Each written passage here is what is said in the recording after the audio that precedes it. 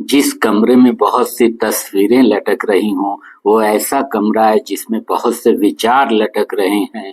केवल मूर्ख और मृतक ही अपने विचारों को कभी नहीं बदलते। इंसान कभी न गिरे, इसमें कोई शान नहीं। गिरना तो इंसान की नियति है। महानता गिरने के पश्चात हर बार उठने में है। मीठा व्यवहार अवश्य मिलेगा, तुम मीठे बोल बोलो। अच्छा या बुरा कुछ नहीं है, केवल विचार ही किसी वस्तु को अच्छा या बुरा बनाते हैं। भाषा विचारों की वेशभूषा है। तुम यदि बुरे विचारों के भटकाव से बचना चाहते हो तो अपने मन को सदा व्यस्त रखो। जो प्रतिशोध का विचार करता है वो स्वयं अपने घाव को नासूर बनाता है।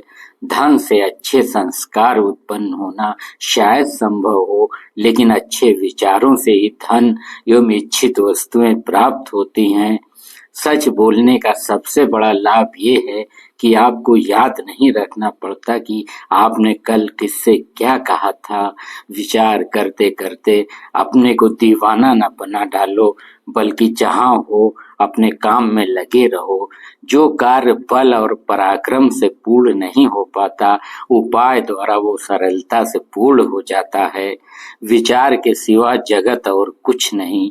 जगत विचार का ही ठोस रूप है।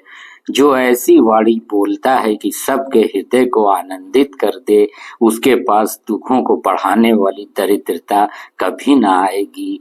कट वचन कहने से अच्छा है कि खामोश रहा जाए। मनुष्यों के पास धन दौलत के अंबार हो सकते हैं, लेकिन बुद्धिमान मनुष्य की वाणी तो अनमोल होती है। मनुष्य की वाणी से उसके गुण और अवगुण जाने जा सकते हैं। कम बोलने से मन की शक्ति बढ़ती है। कभी कभी मौन रह जाना सबसे तीखी आलोचना होती है। दान को सर्वश्रेष्ठ बनाना है तो क्षमा दान करना सीखो।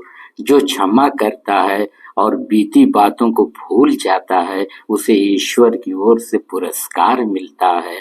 क्षमा कर देना दुश्मन पर विजय पा लेना है। क्षमा मनुष्य का सर्वश्रेष्ठ गुण है।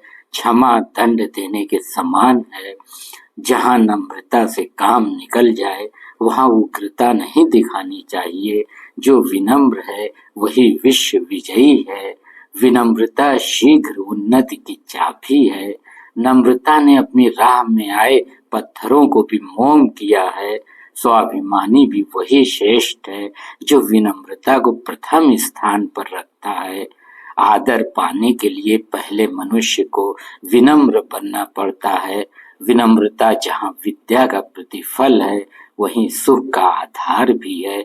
जो जीवन में सुखी रहना चाहता है, उसे विनम्र होना ही पड़ेगा। जिस क्रोधाग्नि को तुम शत्रु के लिए प्रज्वलित करते हो, वो बहुधा तुम्हें ही अधिक जलाती है। जो क्रोध पर उचित नियंत्रण रख सकते हैं, वे ही स्वर्ग के उत्तराधिकारी हैं। अगर कोई मनुष्य स्वयं के क्रोध पर काबू नहीं पा सकता, तो वो दूसरों के क्रोध का सामना करने से नहीं बच सकता। जो यही सोचकर भयभीत रहता है कि कहीं हार न जाए, वो निश्चित रूप से हारेगा। खतरा उसके सर पर सदैव मंडराता है जो उससे डरते हैं।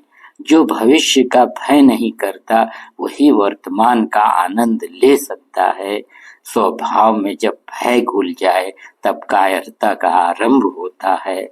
हमेशा डरते रहने से एक बार खतरे का सामना कर डालना ही अच्छा है।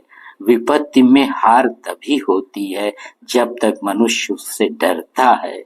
जो कुछ मुझे ज्ञान है वो यही है कि मेरे पास रंच मात्र भी ज्ञान नहीं। जहाँ अज्ञानता का बखान हो रहा हो, वहाँ बुद्धिमानी दिखाना भी मूर्खता है। जितना हम अध्ययन करते हैं, उतना ही हमको अपने अज्ञान का आभास होता है। अज्ञान के समान दूसरा कोई बैरी नहीं। धन्यवाद।